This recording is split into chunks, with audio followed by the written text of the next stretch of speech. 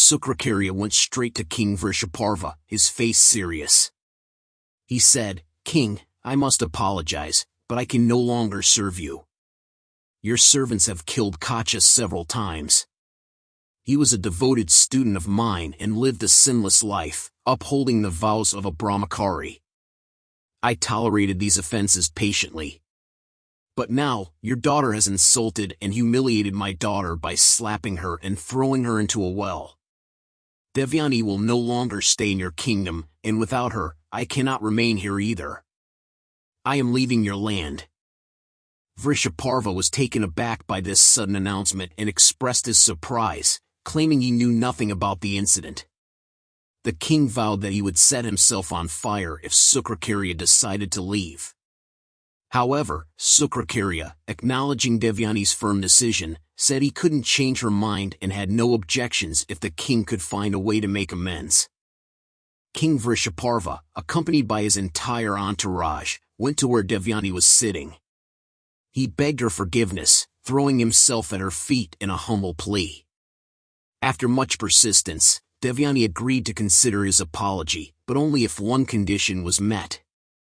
She demanded that Sarmistha, who had been so arrogant, be given to her as a servant for life and serve her in her future home. Vrishaparva agreed to her terms and immediately sent for Sarmistha. Sarmistha arrived and admitted her mistake. She said, "I don't want my father to lose the great teacher because of my error. I'm ready to be Devayani's servant for life." With this resolution, Devayani returned to King Vrishaparva's capital feeling victorious. Later, Devayani encountered Yayati again during one of his hunting trips. She renewed her marriage proposal, assuring him that her father, the respected teacher of the Asuras, would bless their union.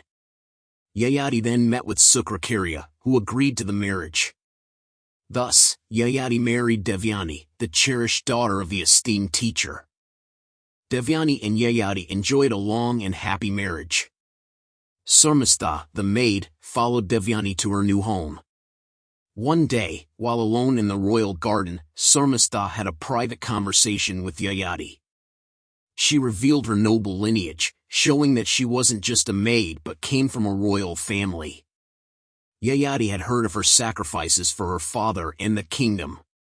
He was captivated by her charm and character, admiring her as the noble daughter of a small king, unlike Devayani, who was the daughter of a great teacher. Sarmistha told Yayati that, as his wife's maid, she was also part of his life. Yayati was swayed by her reasoning and married her in secret, without Devayani knowing.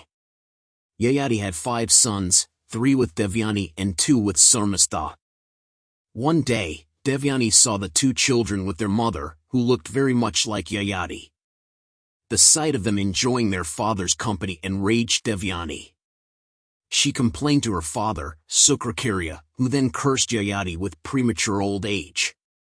This curse, which came from Yayati's indulgence and excesses, was not a blessing for Devayani but a harsh reminder of the consequences of overindulgence. Devayani and Yayati went to the sage Sukrakarya to ask him to lift the curse. Sukra said Yayati could only be freed from old age if someone agreed to swap their youth with him. Yayati then called his sons one by one to make this request. The eldest son refused, saying old age is ridiculed by women and servants. The second son didn't want to give up his youth, believing that old age takes away both strength and wisdom. The third son said he didn't want to be old because old men couldn't ride horses or walk properly. Yayati tried to make it easier by saying he would take back his old age later and asked the fourth son to help just temporarily. But the fourth son refused, saying he didn't want the responsibility of caring for an old man. The fifth son, whom Yayati loved the most, agreed to help. Yayati promised him the kingdom and said he would return to old age eventually. Moved by his father's plea, the fifth son agreed to the exchange. Yayati regained his youthful energy and spent many years enjoying life's pleasures.